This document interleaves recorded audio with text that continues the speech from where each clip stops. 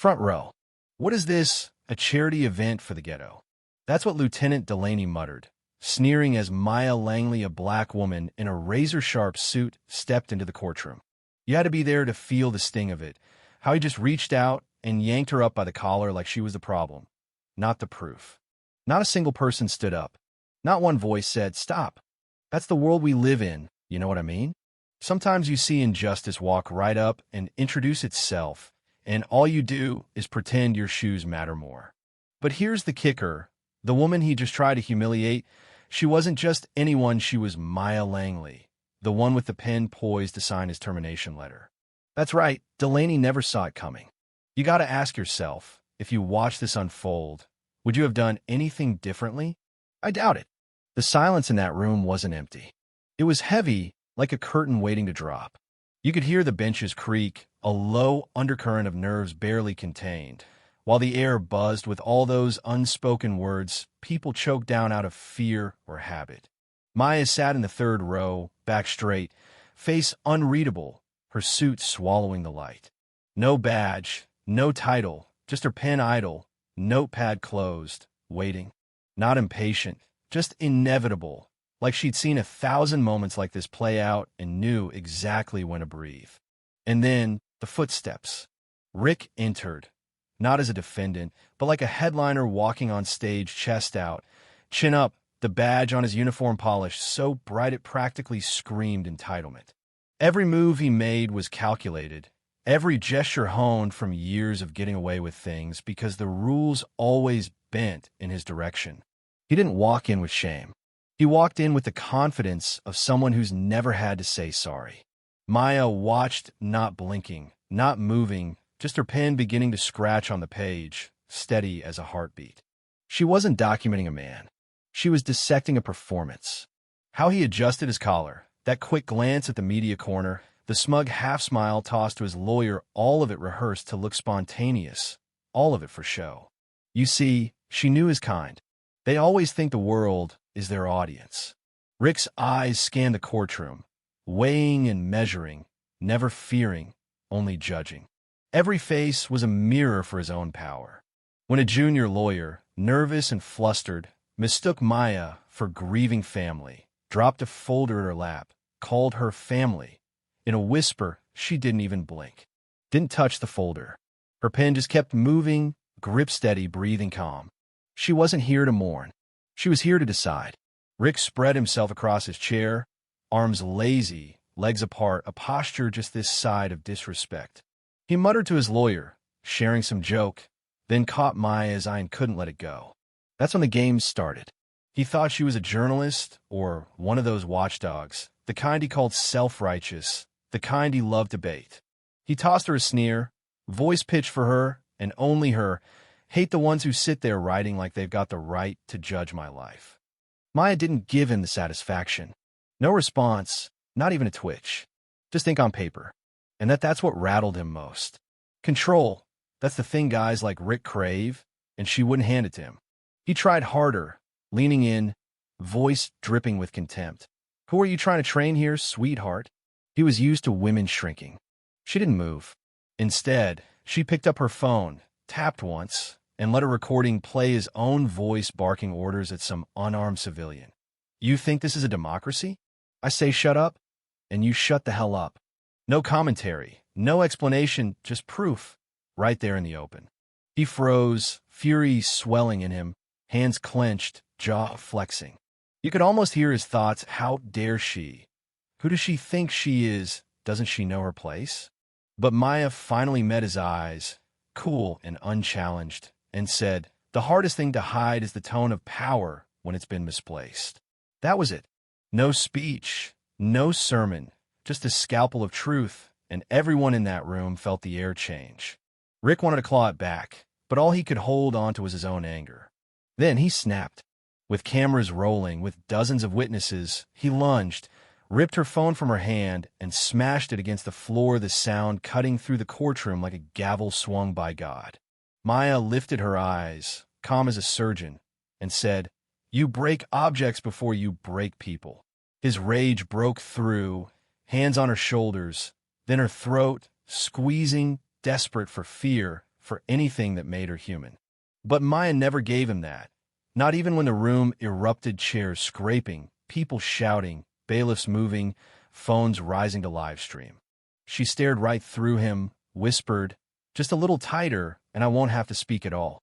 He faltered, realization dawning, because it wasn't the grip that gave him power, it was her choice not to fight that stole it away.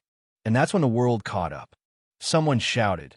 A camera flash lit up the room, and Rick let go, stepping back, red-faced, breath ragged, exposed. Maya didn't gasp, didn't cry. She straightened her jacket, smoothed her sleeve, and faced the shattered remains of what he used to be. Her victory wasn't loud. It was precise. "Ladies and gentlemen, please rise for the city's new chief of police." That's what broke the silence, the announcement, sliding through the tension like a knife dipped in velvet. Rick turned, eyes wide. Maya stood, the whole room holding its breath as she reached in her pocket, laid her chief's badge on the table, and with one sentence, took everything from him. "A badge does not cover blood. No uniform does." It wasn't anger. It was finality. And then, with every camera flashing, every whisper ricocheting, she produced the proof video after video, each one a wound reopened.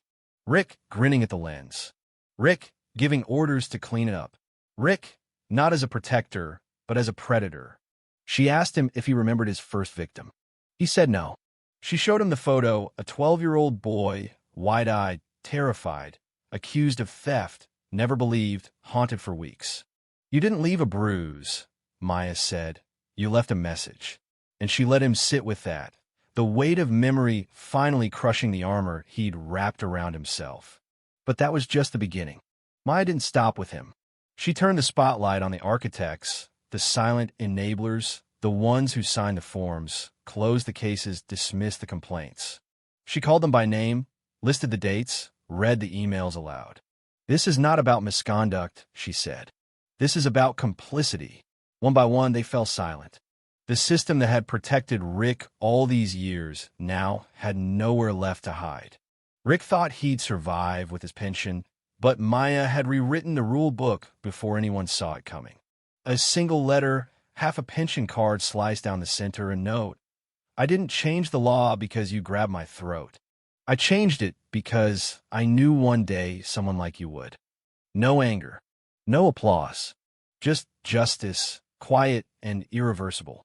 At the city's final hearing, Rick was told to read a prepared statement of remorse. Maya stopped him, crumpled the apology, and told him, "Remorse isn't formatted. Say it like you mean it, or don't say it at all." And in the end, for the first time, Rick spoke no uniform, no defense, no script, just a man, finally exposed. "I hurt people because I could," he admitted, and that was the only truth he ever owned. Maya didn't stay for the applause. She went after the rest, the mayor who'd looked away, the council that had rubber-stamped injustice, the officers who had stood silent while the worst happened in front of them. She didn't call for blood. She called for accountability. Letters sent. Names named. Vows collected in a notebook left open in the precinct. Blank pages for officers to write a single promise to themselves, not to Maya, not to the public, just to the mirror. Over time, the notebook filled. Some wrote lines of regret, others pledges to do better. A child came in, wrote, "Be brave sooner." Civilians added memories. A mother left her son's photo between 2 pages.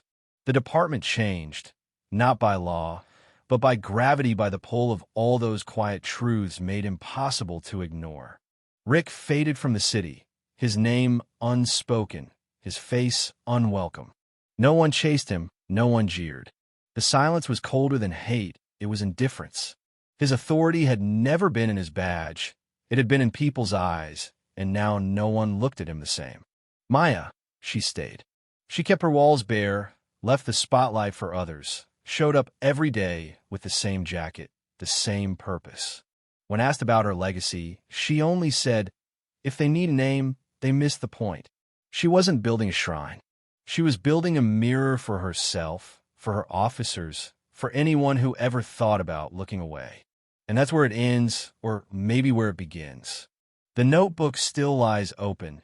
No signatures, no directives, just the honest ink of those who decide to stop being bystanders. So what about you? If you saw injustice, would you move or would you freeze? Where do you draw your line between silence and complicity? Because justice, in the end, isn't decided by headlines or hashtags. It's decided by who writes the next line in the book. Xin chào các bạn, mình là Trinh, mình phụ trách viết content. Trên đây là những công việc của mình là mình lên mạng xã hội tìm. Vamos supor, você falou negócio sério. It is cold, yeah. Next one? Alright. Thank you, man. Hey, if you guys have any trouble, let somebody know. Please. After the tree to hold on to. Yeah, they're